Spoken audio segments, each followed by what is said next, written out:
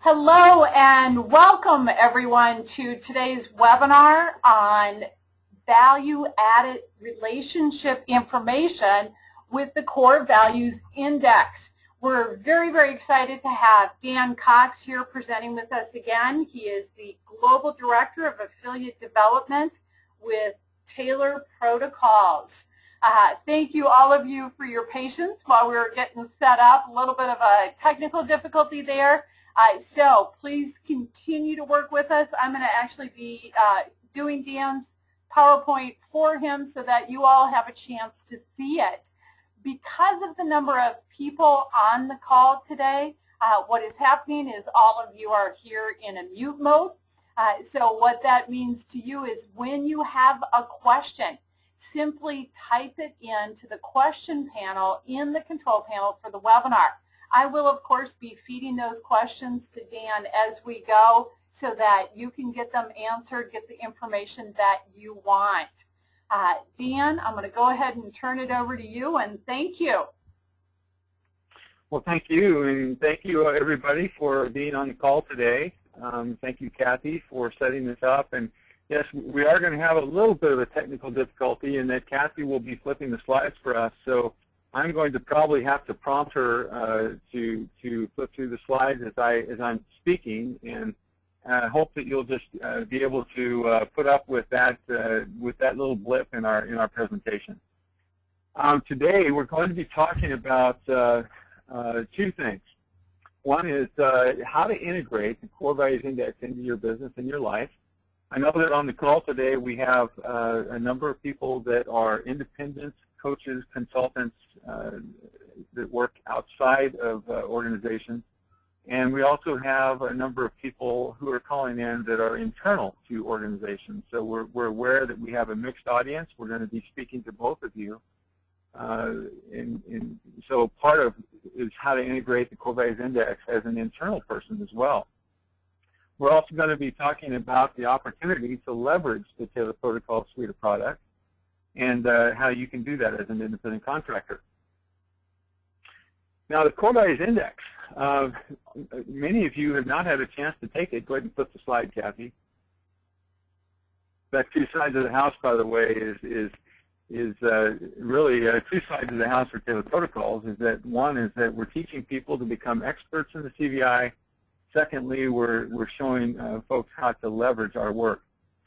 Now, many of you have not had a chance to take your CVI yet. We're going to give you an opportunity at the end of our talk today to have a free opportunity to take your CVI. So be prepared. You can ask for that at the end of the call, at the end of our webinar today. What you're going to notice with the Core Values Index, a few things. Let me just bring this up on my side. One is that the Core Values Index is very unique in the world. It was early in 1991 when the index was created by Lynn Taylor, and he was doing turnaround management work and having difficulty, as many people do, hiring right people, putting right people in the right seat. And the assessments that he was being exposed to were mostly personality and behavioral based. That simply means that the assessment will have questions of context. It will call up how we choose to show up in a situation. And we believe that our personality is adaptable. It is what Jung called the persona. It's how we want to be seen in the world. It's a way for us to survive, essentially, in the world. We also know that in terms of behaviors, that's part of that adaptability. We learn how to behave to get what we want. It's interesting. Most interviews are all about that.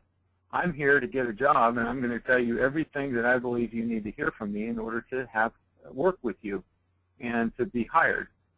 So Lynn needed to push through that, and he needed to have a better tool that measures underneath personality and behavior down to what we call the wired-in, unchanging nature of the human being. This is some of the work of Maslow from the early 50s. We talked about this innate nature of the human being.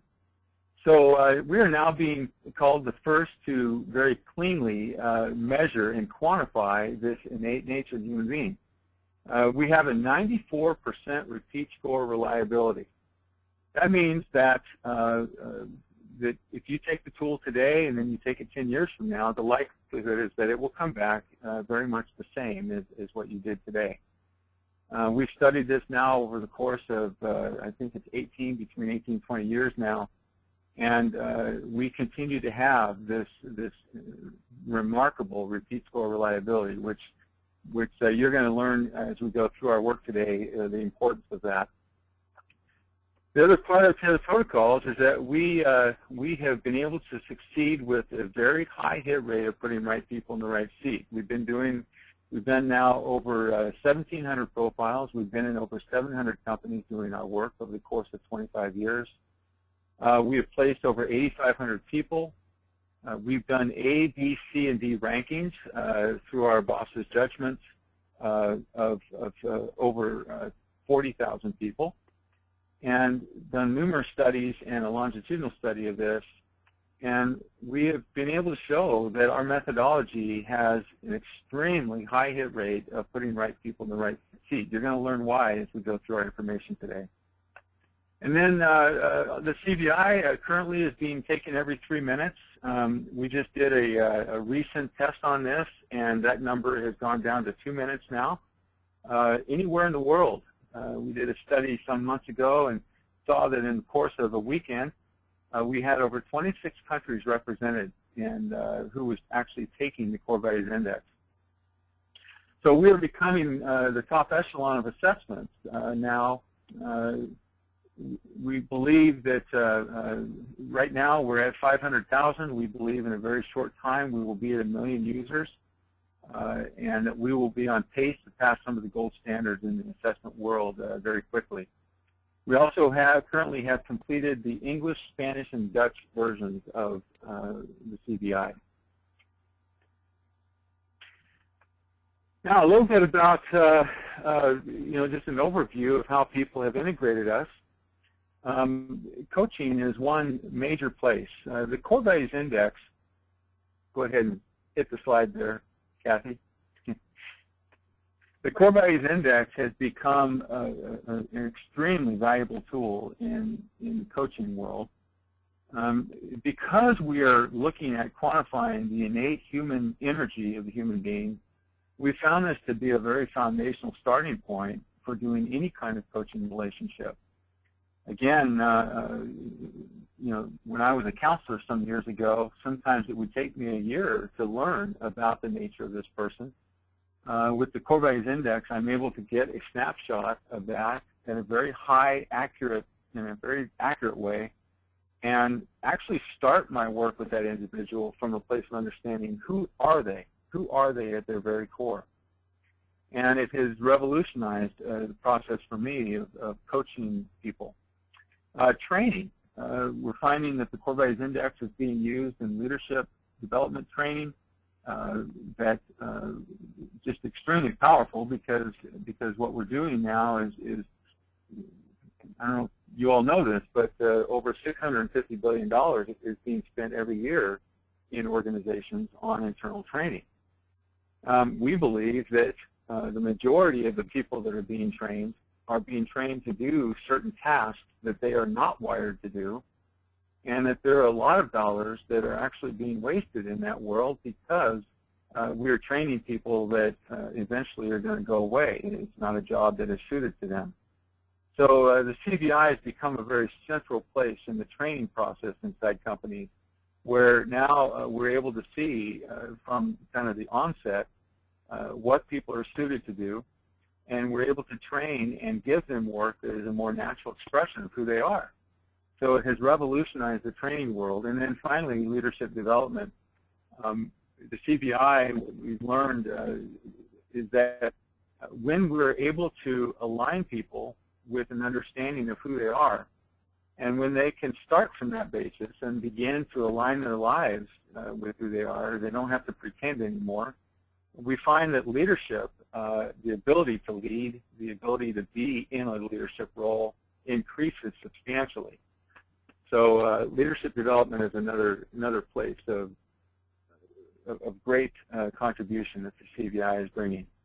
Let's go ahead and shift slides, Kathy. Now, each of us has a unique recipe of these core values. you all don't have your core values in front of you, but let's go ahead and switch to the next slide. So when you look at the core values index key, you're going to see a few things here. I want to point out that we have what we call stylized names for the 4 quadrants of the core values index, called builder, merchant, innovator, banker. But we also have the core values. This is really the focal point of the CVI, of power, love, wisdom, and knowledge.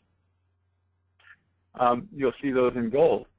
You'll also see that each of these 4 core values is catalyzed by what we call a supporting core value. And we'll describe how these work as we go through the slides. Power is catalyzed by faith, love is catalyzed by truth, wisdom is catalyzed by compassion, and knowledge by justice. Go ahead and switch slides there, Kathy. You're also going to notice that there are 6 contribution types. So while each of these 4 core values is, and I'm realizing, Kathy, that the slide deck that you have, go ahead and switch to the next slide. I'm just curious. I think the slide deck, so go ahead and switch back, Kathy. We're going to go ahead and walk through the key. Go all the way back to the key. Okay, here. Good, thank you, thank you. So what we're going to do, folks, is we're going to simply use this slide to walk through each of the core values. I have some other slides that we do in our trainings that we added, but we don't have those here on this. So we're going to just walk through the key so you can see and learn as much as possible by just looking at the key. So you'll see the 4 core values: power, love, wisdom, and knowledge. You'll see the catalytic core values. You'll see what we call the contributions to the team that you can expect from this particular energy. You'll see conflict strategies, and then finally learning style. Now, let's start with power and talk about what is power, what is it not. Now, first of all, each of these 4 core values is not a behavior type. It is not a personality type. These are what we would consider to be 4 essential human energies that exist in human beings at some level of capacity. So when you take the tool, you will notice that you're going to have some scores that will range anywhere from 0 to 36 in each of these four values, these 4 quadrants. So let's talk through what they mean, and then I'm going to try to illustrate for you how the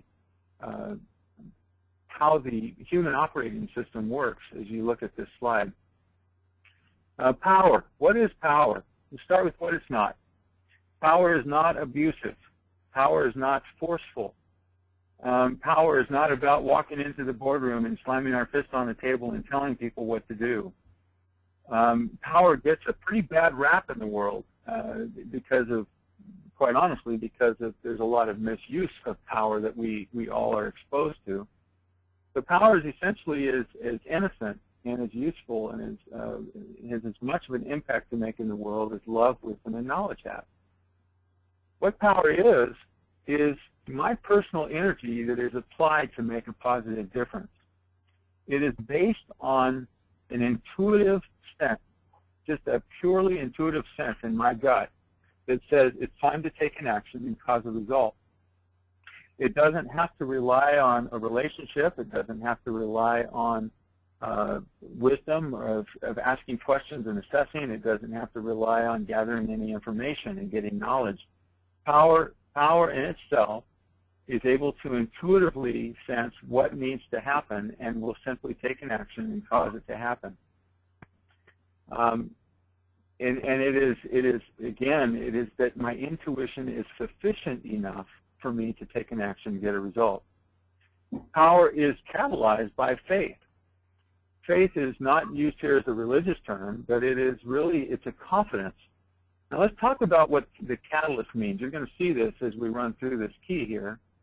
The catalyst, if you think about it, is that when we take a substance and mix it with another substance, what it does is it activates that other substance without it becoming part of it. A catalyst is an activator. So faith actually activates the energy of power. Power looks through the filter of faith.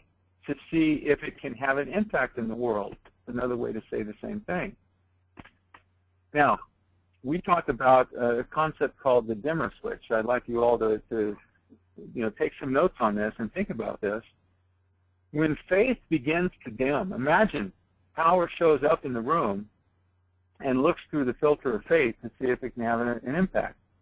I'm a power-based person, so when I go to my wife and I realize that my barbecue isn't working, my immediate sense is I'm going to take an action because I want to cook steak tonight and I want to have a nice barbecue that cooks it correctly.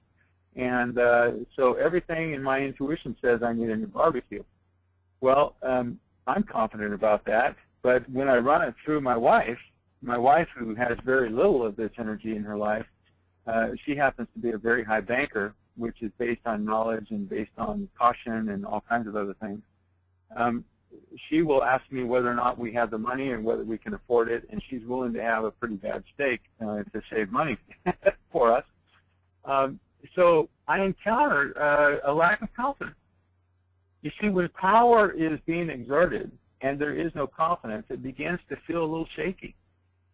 And when faith begins to dim, imagine like a dimmer switch on your dining room wall. That energy is trying to get through that switch, and when the switch is turned full on, then the light that illuminates the room is fully illuminating. It's being fully utilized. But when you turn that dimmer switch down and you go all the way down, pretty soon that energy is resisted, and the light that comes in the room is no more. It is dimmed, and it's even to the point of darkness. Well, when power feels that resistance, when this energy of power goes through that catalyst of faith, and that faith is not there, that confidence is not there, either for myself or from other people, then that particular energy in me begins to be affected. Now, here's what happens. I typically kind of draw a line from the bottom corner to the top corner, and what happens is that faith now is being affected, and power continues to try to work into that situation, but is feeling the resistance. The result of that is what we call anxiety. Now, the anxiety is not a DSM-5 diagnosis. It is a natural occurrence that happens to human beings when they are attempting to utilize their human energy in a situation. And when faith dims, when the confidence goes away, power begins to be affected by that. And the anxiety is the tell. It's what tells us that it's not working. Then when we cross the line, what happens is that if we stay in power and continue to try to use it, we cross the line into what is called our deepest fear. Each of these four core values has a deepest fear that is associated with it. I want to give you the definition. We believe the definition of our deepest fear is that we are now being the opposite of who we know ourselves to be in that core value. Being the opposite. I want you to hear the ontological sense of that word. It's not about behaving yet. It's about the fact that when I'm in my deepest fear, there is no power in me. If this is my primary quadrant, and if I'm in a place where I feel and believe and have that sense in myself, there is no power in me, that becomes a driving force. And if I'm in my deepest fear, and if I'm being driven by my deepest fear, there is no power in me, well, guess what? It ends up driving the negative conflict strategy. You see that there where it says intimidation? You see, intimidation is pretending to be power. Intimidation is a misappropriation of this wonderful energy that is supposed to be a contribution to the world, and it has now become something not of a contribution. It's become what we call taking and getting. This is how the human being can shift from a place of contributing who they are in a situation to now into a place through anxiety down to my deepest fear, being driven by my deepest fear to now intimidate and to pretend to be power. And when I am doing this, I am no longer able to contribute the wonderful energy of power. That's when intimidation becomes the focal point there. So What I'm hoping you'll see here, again, I don't have all the other slides that really demonstrate this movement, but I hope you'll see that there's a movement, that when that dimmer switch goes on and when there is no confidence, and when we insist on staying in that particular energy in any given life situation, that we quite often will find ourselves unconsciously shifting into a negative conflict strategy and not having the impact or the contribution that power is supposed to make. Now, let's move over to the love energy. Same process here. What is love? Love is not being codependent. Love is not being a doormat. Love is the wonderful energy of being able to make a connection and to have an exchange with somebody that is nurturing in kind, and that is that has an impact. It causes growth in people's lives, both in mine and the other people that I am connecting to. Love is all about this nurturing exchange, and it is the nurturing of my own core values as well as other people's. So it's a focus on that. Love also gets confused, doesn't it? This energy of love, it's sometimes people see it as a kind of a soft, lovey-dovey, kissy-huggy, life of the party kind of an energy. And quite honestly, over 50% of the people that show this as their primary energy in their life don't even show up as extroverts, for instance, in the Myers-Briggs. They show up as introverts.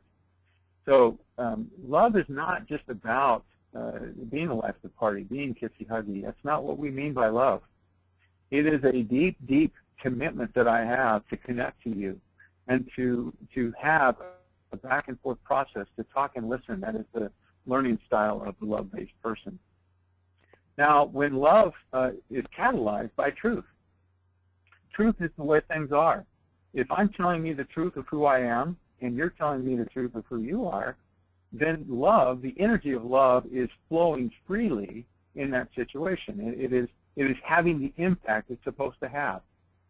When truth begins to go away and ceases to be told, then love begins to feel the impact of that. If I reach out to you after having a friendship and you don't reach back to me, I begin to feel things like betrayal. I feel like that I've been lied to, or I feel things that would cause me to really be impacted at the level of who I am. So when truth dims, like that dimmer switch, it affects love. And the anxiety there causes me to fall into my deepest fear. Well, what is the deepest fear of love? It is to not be love. You understand? The definition of deepest fear is that I am no longer love. There is no love in me. Those of you who are love-based people first know exactly what it feels like to be in a situation where you've given your heart and soul to a relationship, and all of a sudden nothing is coming back. We say this, and this is a little bit risky to say this to a large group of people around the world, but we know that a love-based person, sometimes they are the most charming, they're the most loving, they're the most amazing people in the world until they're not. And what that means is that when we cross the line into our deepest fear and when we feel there is no love in us, we can become sometimes the most critical, the most harsh, the most judgmental people in the world. And because we're love-based people and we can't tolerate that place in our lives, we learn a very, very strategic conflict strategy, which is I'm going to be love anyway. I'm going to manipulate. I'm going to smile when on the inside I don't feel any love at all. I'm going to give somebody a hug and be kind, even though on the inside I've already judged them as not being a good person. So manipulation is the negative conflict strategy of the love-based person. It is that I'm going to love in the face of no love and somehow believe that that should change the situation. I have several examples that I can share with you of people who have lived here far too long and are not getting the results that they think they should get and are very frustrated by it. So that is the negative conflict strategy. We're contributing when we're in pure love and when it's flowing back and forth. When we've shifted into manipulating or pretending to be love, we are no longer able to contribute. We are now taking and getting. How about wisdom? Wisdom is catalyzed by compassion. What is wisdom? It's not about being the smartest, sharpest tack in the room. It's not about taking something complex and making it more complex. Wisdom is able to ask questions and to stay curious and to try to understand something long enough in order for a situation to be fully understood. That's why compassion is the catalyst for wisdom. Compassion means to stay with passion. Wisdom-based people sometimes are seen as coming into the room and doing nothing. But quite often, those people, when they're looking as though and behaving as though they're doing nothing, what's actually happening is that they're sizing up situations. They're thinking, they're assessing, they're solving, they're figuring things out. That's what a wisdom-based person does.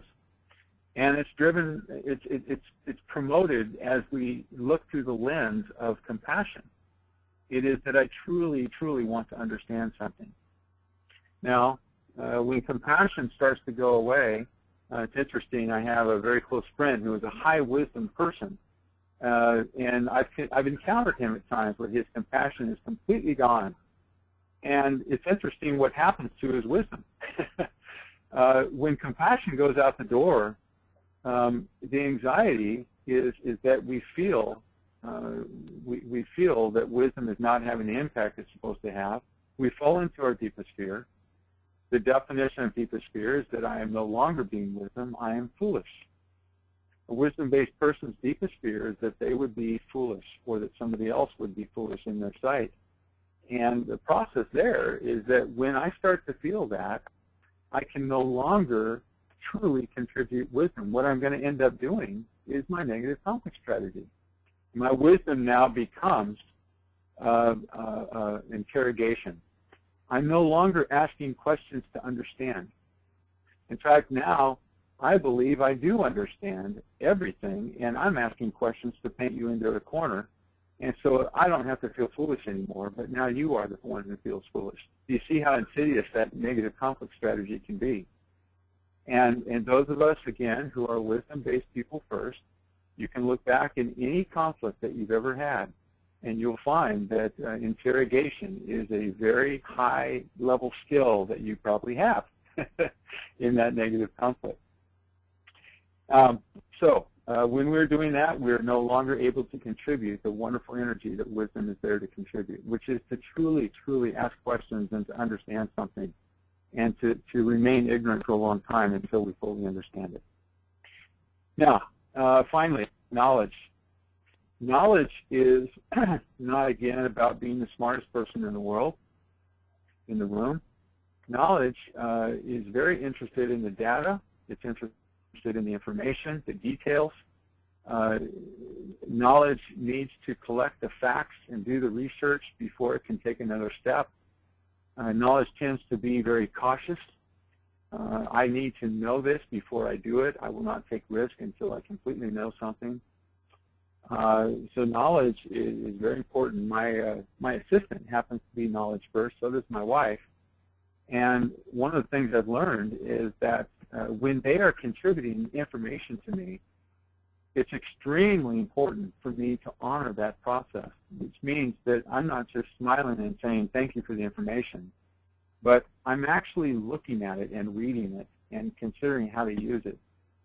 That's where knowledge-based people feel that they are making their contribution, is that they're bringing the right information into the room and people care to look at it.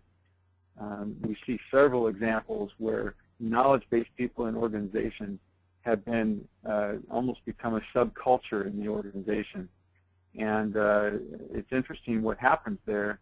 A knowledge-based person, again, they're driven by justice. Justice says there is a right and wrong to things. And when people are not interested in looking at things from that perspective, justice begins to not be served. A level of fairness and accountability start to go away. And that's where the banker will find themselves in their negative conflict strategy. They fall into their deepest fear. The anxiety increases when the justice is dimmed and goes away. And the anxiety leads them to their deepest fear, and that is that I'm going to be ignorant, or you all are going to be ignorant. Remember, it's the deepest fear is that we are now being the opposite of who we know ourselves to be. And when that happens, I will now allow myself to move into aloof judgment. I will separate myself from any situation that has no accountability, has no right and wrong, has no interest in the right information, does not take into account all the different evidences of that information. I will separate myself from that, and I will be aloof. And in my aloofness, I will simply make the judgment that you are no longer worthy of my information, and I will withhold it. So that is aloof judgment. Now let's go ahead and switch slides, Kathy. I want to yeah, and before I do, Dan, actually a question came in. We've got somebody on the call who has taken this assessment, and they shared that they're an innovator, and as you're describing, excuse me, each of these, they said, well, all of those are something they identify with, and he wanted you to speak to that. I would need to know his scores. Could he put his scores up on the screen there for us? And I'd be very happy to speak to that. So let me invite him to go ahead and type those into the panel. He just shared that he's an innovator and then identified with the other three as well. Absolutely. So, and I'm not sure if he's going to give me the scores or not, obviously, because he's muted. So, yeah. if, you know, just feedback on that, because I've heard that. So I can speak to this. Again, it's difficult to speak to it if I don't have your scores right in front of me. But what I would say is that when you identify with all four of the quadrants, most of the time, that person will be more square. And please don't take that offensively. We don't mean to call anybody a square. But what it means is that they have access to all four of the quadrants at fairly balanced level. So I've got the scores now, and actually someone else has typed in the same question and wanted to know, is it common to identify with almost all of them? The person that asked the question, it's only common. It's only common when people have high enough scores in all four of these quadrants. Okay. The other thing that happens too, I've had people who have a very low builder score, for instance, but are very high in nurturant love, and through their life they've learned how to become very assertive. They've learned how to be very direct and assertive in their love, and sometimes we mistake that for the energy of power, when really what's happening is it's more of an assertive love presence, where they've learned how to relate in a way that is more direct. That is not necessarily what we mean by power. So there's a lot to talk about there and to try to understand. Yeah. Do you want the scores? Because they did type them in. So this person scored 23 in innovator, 17 in builder, 16 in merchant, and 16 in banker. So that's illustrating what we just said there, Kathy. The innovator is very prominent in this person at 23 points, but when they say that they can identify with the other three quadrants, this would be consistent with that. Anything over about 13 points and starting to get above that, we can have access to those energies, and for this person who is innovator first, they probably had to learn how to rely on the other three at fairly balanced way, in a very balanced way.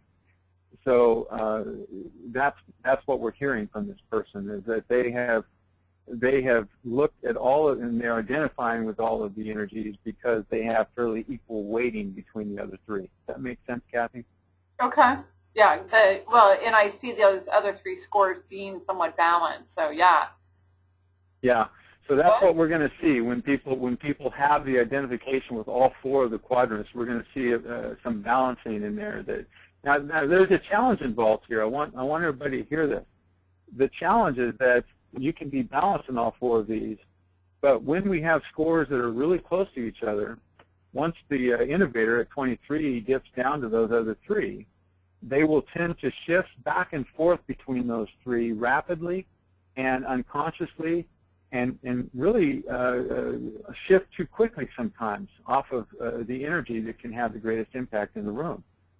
So that rapid shifting can cause us to not be as effective as we could be if we were to be able to be more deliberate about what energy is needed in what given situation.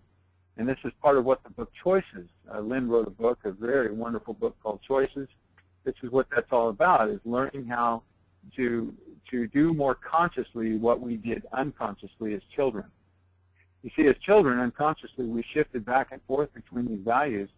As adults, we can actually learn how to be more deliberate and to use each of these energies in situations where they can have their greatest impact, and to stay there longer than we normally would. So that would be the challenge for anybody who is balanced like that. Okay?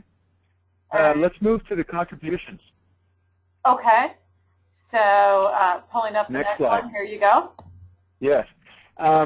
So the CVI, again, a very unique tool, because what we're looking at are 4 essential human energies that are all very discrete and different from each other.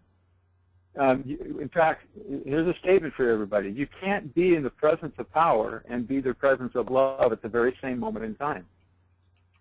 You can't be the presence of love and be the presence of knowledge at any given moment in time. They are discrete human energies that will operate in our lives at the level that we are wired to operate in those. But what we've also learned is that when you combine these in pairs, you end up with what's called a contribution type. And this is where our pre-hiring science becomes a very important piece. We're going to talk about that in a few minutes. You'll see that when we combine your score of power and knowledge, that we get a practical contribution. You see, power doesn't necessarily require a lot of creativity. It's just my intuition says something, I'm going to go do it. Okay? Knowledge is for certain not a creative kind of energy. It's I need the facts, and it's very practical, and I need to gather the information, and then I'll have some basis to go on. Whereas the creative energy requires me to have a community or to relate to somebody, or it requires me in the wisdom energy to go and to ask lots of questions and to try to figure something out and to enter into this nebulous world of complexities and to try to make it more simple to understand. This is that creative side. So when you combine those 2 scores together, you get what's called the creative score. Switch the slide, Kathy. Okay.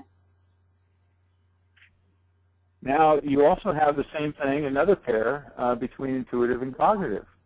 When you put power together, that is obviously pure intuition, and then love, it has a fair amount of intuition as well, because there's this relational side where we can see people's body language, we kind of sense when it's a good time to speak and talk and listen.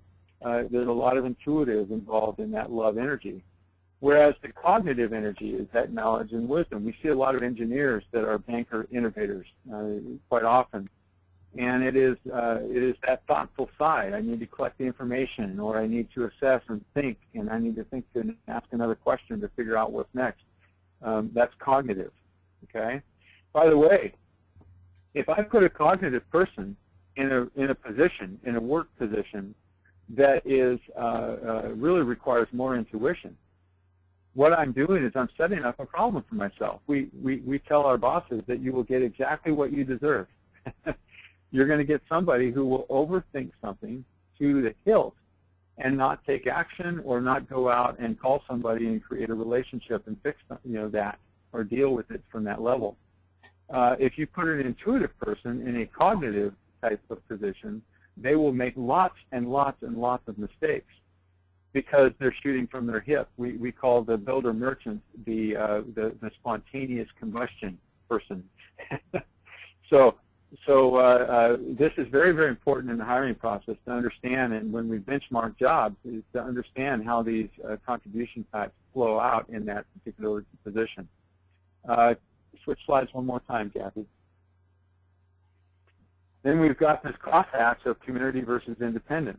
You see, the knowledge base, when you talk to people who are knowledge-based people, they're very interested in collecting research, but it's always usually done in some kind of a community effort.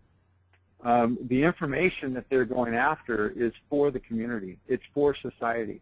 They want to impact their world by connecting the dots on the right information. it's obvious that a love-based person is more community-oriented, whereas that power and that wisdom energy is more independent. You see, the power is based on pure intuition that's happening inside of me. And I didn't have to check out my relationship to go take an action. I just took an action. Wisdom is a very heady kind of an energy where I'm constantly asking questions and solving problems in my head and trying to figure things out. And again, very independent. Innovators tend to be independent souls. Okay? Now, switch the slide. One final tool that we use in teaching people this is the ladder. So go ahead and just kind of switch through this real quickly, Kathy. There are a number of things here. This ladder becomes a way for us to really understand what these scores mean. You're going to see in the bottom part, anything from 1 to 11, you'll notice that it's kind of weighted such that we just hardly ever go there. My banker score is 7, and I can tell you through my entire life that I just don't go to that energy hardly ever. That's why my son, who is 19 points of banker, said to me at 13 years old when he first took his CVI, he asked a question. He said, "Dad, does that mean that when you and I are doing projects together, is that the reason why you don't read the instructions?" And I said, "That's exactly true." And then at 13 years old, my son tapped me on the shoulder again, and he said, "Dad, from now on, when we're doing projects, you need to let me read the instructions and let that be part of our process." And I just had to chuckle because the fact is, since that time, that's been exactly how we operate together. I have an honoring of that process in him, and he honors the fact that I don't need to do that so much, and we work really well together in that. So that's just what we know. 1 to 11, we hardly ever go there. Between 12 and 18, it takes some effort to go there. It's not easy, but there is some effort in moving into those areas. As you start getting into 16, 17, 18, it becomes less in the effort area. And then 19 to 25 would be considered a solid score. We go there routinely. We're able to use those energies fairly easily and routinely in our life. And then when we get into the 26 to 36 range, this is what we would call profound. I have a number of coaches that I work with that are 27, 28, 29 points of merchant. This is a profound energy. It means that you will be there almost all the time. You will start with it. You will end with it. It is a profound energy in your life. And it's challenging because there are many situations in life that require us to dip into some of these other energies. So it's something to really be aware of. And yet I absolutely love the profound people I meet. One of the things that I discover over and over again is when they are in that profound energy, they're able to very quickly see parts of their life where they really are not making the impact. They're not taking care of a lot of the practical things, and it's because they don't want to. It's not interesting, and it's not where they live. So we encourage people to bring other people into their life that can take care of those things for them so that they can really make the contribution that they are wired to make in this planet.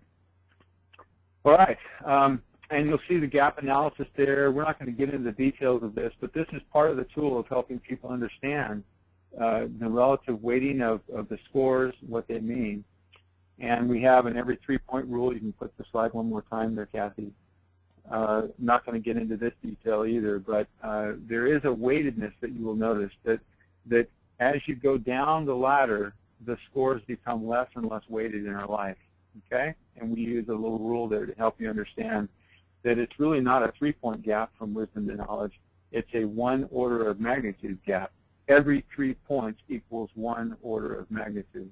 So we've really shown that now over 25 years of our work that these scores tend to, and these energies tend to be weighted in our life. And we can talk about that another time in more greater detail. Let's quick flip the slide. Okay, now let's talk briefly about leveraging tailored protocols. And we have just a few minutes, so let's blast through this here. We want to, we're a different kind of assessment company in that when we talk with independent coaches and consultants, we believe that by putting our tools in their hands that they are able to leverage themselves at a very higher level. having a tool like this allows you to bring a whole another level of market value to your practice. And then we also have been able to prove that we can help coaches, executive coaches, get into larger and larger client situations in their affiliation with us. We have what's called a value-added relationship license that we work with. It's an affiliation that allows you to work with us at a very high level. Go ahead and switch slides. So here's what Sales Protocols has learned in our 25 years of work in doing turnaround management. We've learned that when a person's daily tasks are not a natural expression of her dominant core values, that she will, number one, fail. Click the slide, Kathy. There are 4 clicks on this. And we've learned that this failure doesn't necessarily mean that they're going to get fired. It just means that they will have a sense in themselves that they are not able to do the work at the level that they know they're expected to do the work. They will feel that. In fact, in our studies in over 700 companies, we have actually studied hundreds of these companies, and we have found that there has never been what we call a human capital efficiency. I want to describe this to you very briefly. We've never found human capital efficiency greater than 33% in any company that we've been in. That means that when you look at the nature of the person and you compare it to the nature of the work that they're doing, we've never found it greater than 33% on average in any company. That means that there is a 70% gap that needs to be filled. Now, when I fail, what I'm going to do, because I don't like to fail, is that I'm going to figure out a way to redesign my position. And so we see this going on in most organizations. People will redesign their position according to how they're wired. That works for a while, but as the organization grows, it starts to feel like that now we have to do things in response to that. By definition, if I reorganize and redesign my position, I will now cause every other person around me to have to reorganize and redesign their position. So that's why we see in organizations almost yearly reorgs going on in order to try to find the right flow of work and the right mix of people for that work. It's just ongoing in companies. And we find the larger a company gets, the more important it becomes to put right people in the right seat, obviously. We believe that that should start with any size company, but in bigger companies it really, really shows up. And then finally, when I redesign my position, I end up disrupting. The disruption is that I have to force other people to do things differently. There's also the whole disruption of what happens when you have and allow lots of C and D performers to be in the mix. We find that the A and the B players are constantly covering the tracks of the C and D players, so there's a huge disruption. And then finally, after you've done all the training and as you've done all the reorganizing and all the things that you've done, that person will finally leave and try to find greener grass somewhere else. And quite often we'll find that the A and the B performers will leave because they're completely frustrated by the constant reorganizing that's going on. Switch the slides. So the results that we found in these are not our judgments. These are the judgments of our companies and the senior management and bosses that run these companies. When we do our breakdown of the A, B, C, D players in any given position, we find an average of 12%. Ours is closer to 10%, but our clients find about a 12% hit on the A players that are there. 15% of them are B players. A whopping 38% are C players and 35% D players. We've learned over time that if you combine the A and the D players together, they will outperform the C and the D by 2 to 3 times. We've learned that most performance metrics are set at a C+ level because bosses don't believe that their group is capable of an A, B level of performance. They believe that their A and B players are anomalies and that it's not possible to hire A and B players on a regular basis.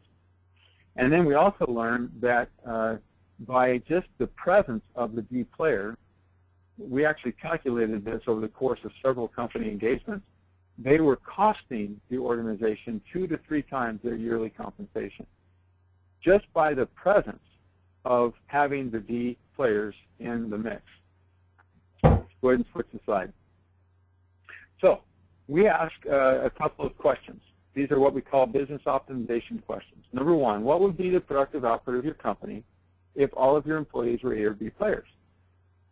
We did a study on a group up in Canada who had 300 Telcel people, and we had them do the ABCD rankings of those 300 people, and we simply asked what would be the productive output of your company if they were all A and B performers, and they had those numbers. A $900 million revenue stream that increased $234 million with this one group of individuals of 300 Telcel people if they were all 300 A and B players. We asked the second question, if you had only A and B players, how many do you need in order to produce the same amount that you are now? And we learned that they only needed 200. That meant that 100 times $50,000 FTEs was the return on investment pre-tax dollars to this company, just because they were specifically trying to hire A and B performers. And folks, Taylor Protocols has cracked the code on knowing how to hire A and B players every time. We have proven that the one place that you can predict work engagement is at the level of a person's wired-in, unchanging nature. It is not experience. It is not credentials. It is not how well you show up to an interview that will prove if somebody will engage the work. It is the core value nature that is unchanging in that person. And it is the place, it is the seat of our consciousness. It is the place where we connect to certain things and disconnect from certain things. And we're able to show you very clearly the connection, energy for energy, of the person and the energy required of the job position. Switch the slide. So you'll see this bell curve. What we've been able to prove in our work is that most companies look like the one on the left, where you have very few A and B players. You have a whopping group of C and D players. We actually found in some of the highest financial groups that exist in the early 2000s, we found that 5% of their sales force were delivering 95% of the value in the company. 5% delivering 95%. Balmer at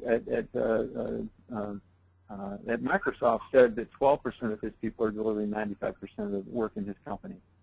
We're finding this everywhere, folks, and what Taylor Protocols is here to do and what the CVI can do is to completely swap that bell curve and to show you how to put more and more and more A and B performers in position on a regular basis. Go ahead and switch the slide, Kathy. So we do this through a technology called the top performance profile. We're not going to get into a great deal on this, but we have algorithms that will show us and will create what's called a line of efficiency after you have given us your rankings of A, B, C, and D players in those positions. And what happens is that we compare the A to the B and the B to the C and the C to the D. We give each of those people the CVI, and the algorithms go to work to show us that the A players have a distinct core value nature that is different from the B players, is more different from the C, and is almost opposite the D players. That's what that line of efficiency is on the left-hand side. And then what we come out with is what's called a top performer profile. You'll see on the right-hand side there, you'll see the low and the high variances on all 10 measurements of the CVI. And when you hire to this, when you hire people that are wired to do the work the way that your job requires it, we know and we can guarantee that you will have an A or B level performer very quickly. Turn the slide. And so now we have revolutionized the hiring process. The traditional way of doing hiring is to bring in resumes and to have a very long process of vetting through all the resumes. And then we have phone interviews, and we bring in managers to do some of those interviews, and then we try to get the list down to a manageable few. Then we do another round of interviews, and then somewhere along the line we give them a personality-based assessment tool to help us better understand them. HR Magazine said that 95% of the time when a personality assessment is used in the middle of the process, that the hiring managers have already figured out the people that they want. They're not really listening to or not being guided by the tool at all. They're just kind of using that as another step to try to understand the people they've already picked. The result of this process, folks, is why we have the ongoing will forever principle of this 5% of people delivering 95% of the value in the company. It is that you will weed through the people that are actually wired to do the work, and you will continue to hire based on your own notion of what you believe that they can do and the experience that they tell you about and all the behavioral things that happen in the interview process. What we've done is that we've revolutionized this. We've put the top performer profile at the very beginning and the CVI, and you are able to send out an unlimited supply of core values indexes. As you know, we don't charge for that part of the process because we want you to vet every single candidate through this process. And the result is that now, out of 100 applicants, we'll show you that about 7 to 10 of those people are really wired to do the work. And those are the people that you go after, and you do all the rest of the things you would do on the left-hand side, but with 7 of those 100 people. And we know and believe, and we've proven this now over and over again, that you will be assured of hiring somebody who is wired to do the work that you've designed. Go ahead and click the slide. The final thing is what we call a talent management protocol. That is that when a company now has a set of families of positions that you've done these top performer profiles for, you have the ability to better manage the succession planning in a company. You can optimize your current workforce by moving one person from one desk to another where they're better suited. You're able to see that right away. And then finally, you're able to maximize your candidate pool. People trying to get one job may come in and take another job. One of my companies just did this. Somebody who was hiring for one position and or applying, and they were able to call them up and have them apply for a different position. You can do this with your candidate pool, maximizing the amount of people that you bring in. Go ahead and shift the slide again, Kathy. So we want you to think about what it would look like for you to bring this into your company and the companies that you serve. And then imagine using the Core Values Index to build your coaching clientele. That's a whole other piece that we haven't even talked about. But we find that people are using this index in order to invite people into their coaching practices. It's very powerful. Go ahead and switch the slide. So we have VARs that are just experiencing wonderful growth. Go ahead and switch through these, Kathy.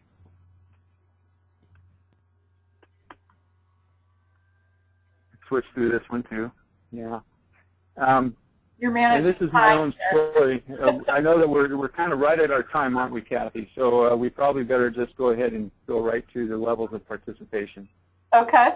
What we want you to all see is that we have 3 levels of participation. We have people who want to just use the tool. They don't get any revenue opportunities from doing that, but they really love the tool and they're trained on how to do that. So we have what we call practitioner communities where we train people all around the world to use the CVI. We also have another level called the value-added relationship where you have a license that allows you to resell, that allows you to leverage tailored protocols, and to receive some very strong commissions. And then we have a master bar level that allows you to get into a seat where you're actually certifying other people in the Core Values Index. The cost of this, the practitioner is $19.50 plus a $25 a month. The value-added relationship is $3,500 right now. It's going up next year, but that's what the cost is now, a license fee. And then we've got the master bar that is an additional amount. Go ahead and click through this, Kathy. Tailored Protocols has a very strong sales process. We're able to, after talking to a decision maker, close a sale 1 out of 3 times. We have a very strong project revenue that usually averages around $12,500. We know that with the folks that we're helping, coaches and consultants that are leveraging tailored protocols, that we can increase their their revenue quite strongly with this. And then we believe this is really just the start. This is just the start. We know that we've been able to put people back into these organizations with larger coaching contracts that are very meaningful to the organization because of the work that we were able to do foundationally. Go ahead and click through the slide. So, next steps for everybody, and I realize we're over time, is that at any time you can reach out to me. Please write down my email address, and feel free to reach me at any time. You can call me at any time, and I'll call you back. What I'd like to be able to do with everybody on the call here today is explore what are the opportunities. We have plenty, both for internal coaches inside organizations and independent external coaches. We have some amazing, amazing opportunities that I'd love to share with you in more detail. And then also for having that meeting with me, I want to be able to offer to you 3 free CVIs.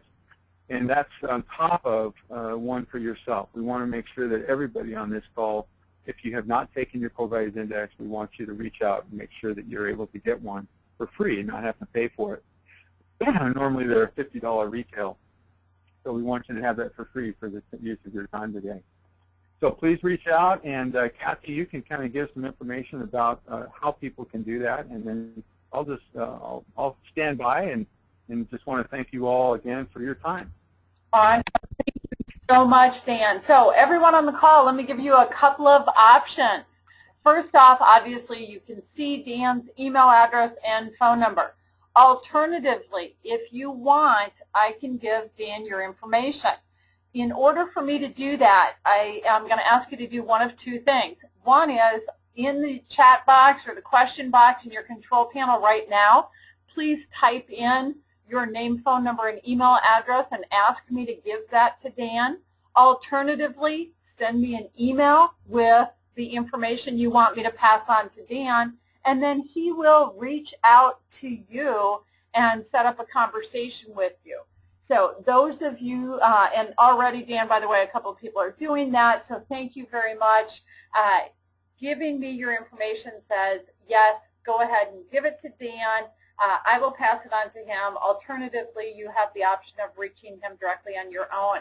And by the way, it's really fun taking the CVI, just your own self-awareness. You can do it for yourself. And then that you can have 3 other people, that's great. Other question that's, I've got a couple of people, Dan, asking about access to this after the fact.